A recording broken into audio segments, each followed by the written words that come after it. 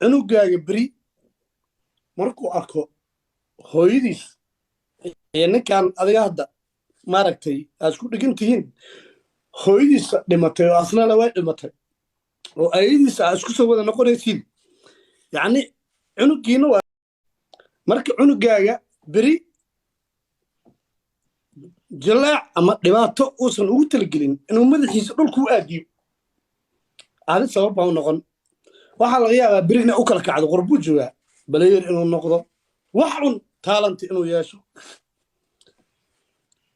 adduunkaana wada challenge meeran waay waxaad doontid ahaw challenge waa sugay ma waxaa rabtaa wiilkaaga daciifnimo uusan mutaysanin ood adiga shalay soo gashay in beri karbaashkii lagu garaaci lahaa u noqdo waa maya warka abbaay macaan hooyaa tahay halkan ku jooji hooyana waa wada dareemi karnaa anagoo dhan qof kasta hooyo uu leeyahay aniga ninkaas suu dhaqmay waa kuu sheegay qof bini aadana uma dhaqmin adduunkan aan wada saarannahayna intaas waa u soo joognay gabar la furay wax isku dhacdhacay inta laga dhacay waddaduu maray iyo in uu naag uu furo uu meeg u qaatana xeerka ragga kuma jirto oo dadku ka soo jeedaa caddeynaya kugu dhahay ummad kastana waxaa leedahay in fiican iyo in xun anigu intaa arkayay qabiilku ka soo jeedo waaba dad wanaagsanba oo commentiga waxay ugu wada sheegayeen inuu ninkaa qaldanaa marka abbaaya macaan aniga ulajeedka ugu weyn ee keena meeshan wuxuu yahay cunugaas maskiinka ah oo beri daciifnimo uusan asaga mutaysanin uu heli doono ayna dhibi doonto hooyadiis oo maaragtay waxyaabaha caynkan oo kale ay social media ka galeen marka abbaaya macaan walaashayaa tahay anoo ixtiraamaya hooyo dhibaataysan inaad tahay waxaan hore u dhicinna lagu sameeyey whatever oo dhacay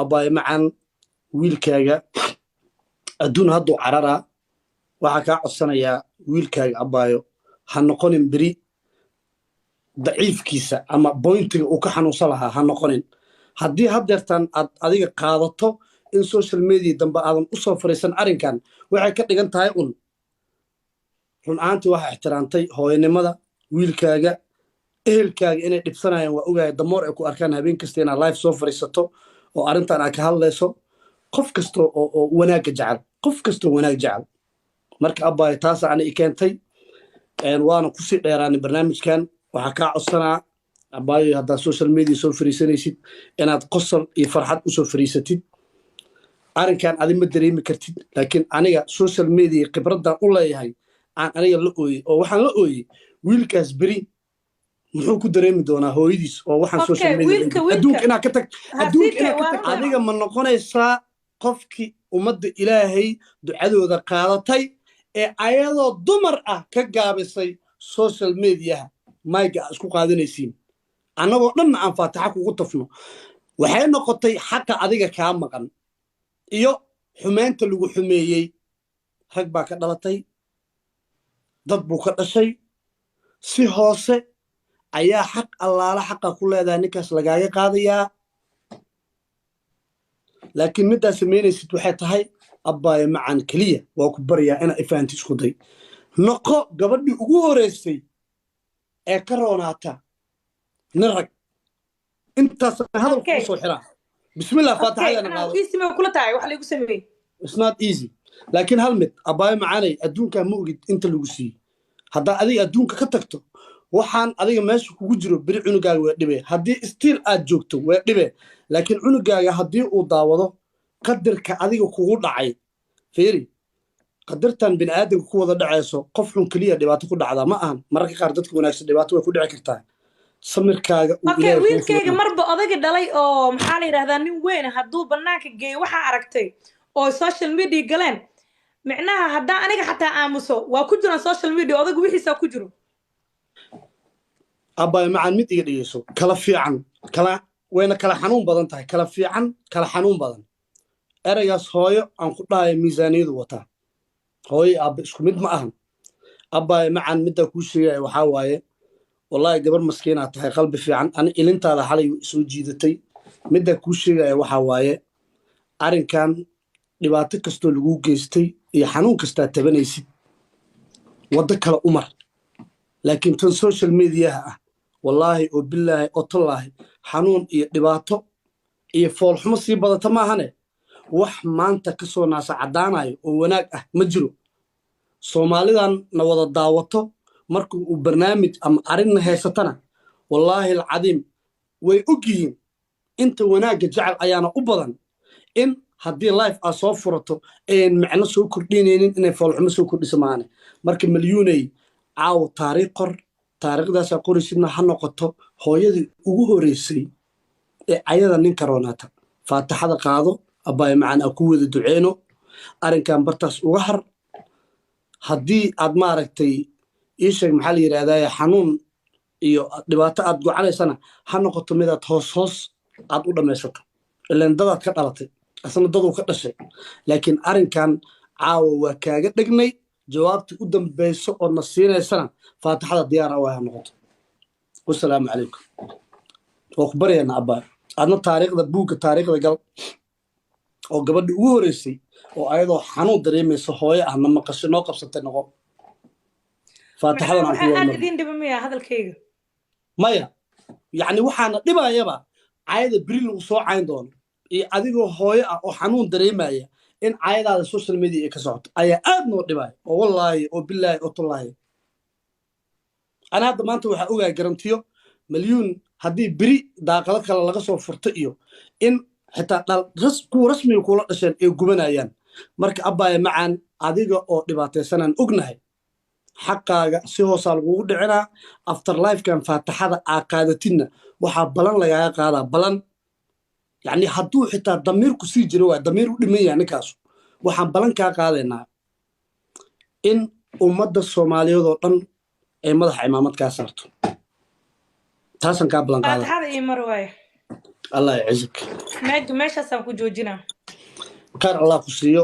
faataxada oo wada mar gabadhaas ilaahay maaragta abbaayo iyo xanuun kastaa dareemaysa qalbigaa kuu qaboojiyo, dhib kastoo laguu geystay ilaahay qof looga haro adduunkaa qof ka weyn ma jiro. si kastaa u aarsato bustoolad qaadato ilaahay qof looga haro wax ka weyn ma jiro. faataxada bismillah.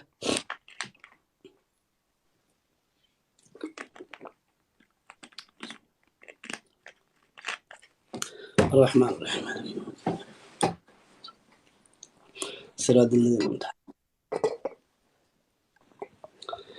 مليون waa duceysata abaayo.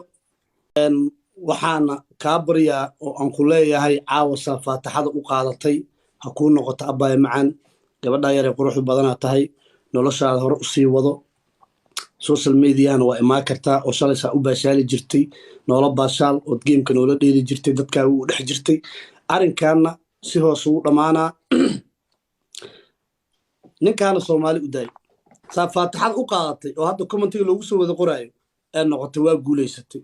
waa guulaysatay ninkaana soomaali oo qabiil kasta leh u daayay. soo waxa garata maaha. guulayso abaayo. maasha allah guulayso abaayo. waana ku mahadsan tahay sida quruxda badan aad walaalaha oo cid kasta leh oo soomaaliyo idil ah aa u wada dhegaysatay. aad iyo aadan kaaga mahad celinayaa. waa mareexaansada magteydaan ka sugooyaa. magtaada iyo wax kastaba waa leedahay xaal iyo xumeenba. soomaalidan magteydaan ka sugooya weliba mareexaansada magteydaan ka sugooya waa ballanaan iyaga soo maahan. khalaas magtaadana waa helaysaa, xaal iyo xumeenna waa helaysaa. soomaali maxamed oo dhanna garabkaagay taagan tahay oo gaddi waxay kugu soo qorayaan wallaahi oo bilaahi gaddi waxay kugu soo qorayaan waa ku faraxsannaha. soomaali maxamed oo dhanaa kugu faraxsan oo kule garabkeedaa taagannaha. hooyanimo malyuun rooblanimo intaba way kugu garab taagan yihiin. guulayso. waa guulaysatay. waxaa waaye allahu mustacaan. hadda wix ka dambeeya ahu malyuuntii aan naqiinay oo geemka ciyaari jirtay oo kaftami jirtay oo baashaali jirtaa kaa rabnaa. diyaar waa faatamaano ya gabadhii aan naqiinay ee kaftami jirtay ee baashaali jirtay aan u baahannahay. meeshaasay ku dhammaatay. hadda inti khayrka jecleedna waa kuwaas wada faraxsan. commentiga maaragtay gifti muhiim maaha. dadka commentiga kusoo wada qoraaya maasha allahda ee garabkaaga taagan xisaab ma leh. maanta waxaan ogaaday mataqaanaa horta 9,000 aa idaawanayso qof tanay ku dhow yihiin. waxaan ogaaday CK horta Soomaali waa inta badan dad fiican waaye ma fahamtid because of sagaalkaas kun oo daawanaya hal qof oo ha cafinin ha joojinin maaga idhaha kuma jiro kulli milyuun wiilka walaalkaa warkiisa maqal milyuun siika qof fiican waaye hadalkiisa okay dheh milyuun yes dheh milyuun abaay sabar milyuun raali noqo milyuun aqbal weli hal qof oo ii soo qoray no ma jiro no hal qof ima soo qorin waana 9,000 iyo something 10,000 ah wax yar ku dhow ka dhiman marka Soomaali horta dad oo jecel dhibka ma markaan fiiriyo waliba haddana dadka hadda wayba naceen way daaleen foodo iyo dhibaato iyo ma jeclo ama santiin everybody giftiga soo dira marka walaa horta Soomaaliya 10kiinaas kun hadda intaas commentiyo wanaaga soo qorayseen in waxaan milyuun ee idoo laga gardaran yahay oo waxaas dhibaato loo geystay oo dhaawacaas loo geystay oo ilmaheedii laga caayay oo nolosheedii laga caayo oo nolosheedii been laga sheegay oo iida dhan la dhibaateeyay haddii maanta ay tiri meegi bartaasaan ku toob garayna aniga hadaa milyuun ahay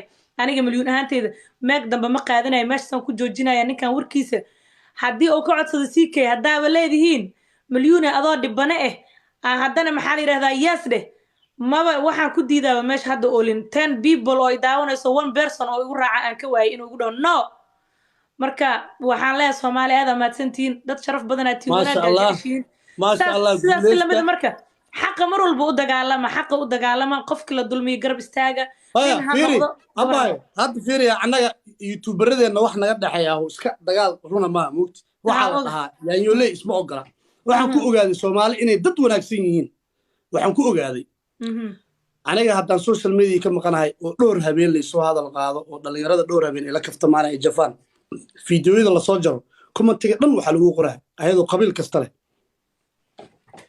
ninka ma aha amal kale ma jirmiya yani ogow garsoorayaasha ugu qabiilistayaal ba ahaada daarabtiin laakiin reality-ga markay tagto Soomaalidu waa dad wanaagsan wallahi markay reality-da tagto Soomaalidu dad wanaagsan waay milyuunay sheekadaas dhan gabka dheh geema gabadhi ugu horeysay oo naaskeeda banaan la keenay oo gurigeeda laga sheekay oo sirteeda laga sheekay oo ilmaheeda la caay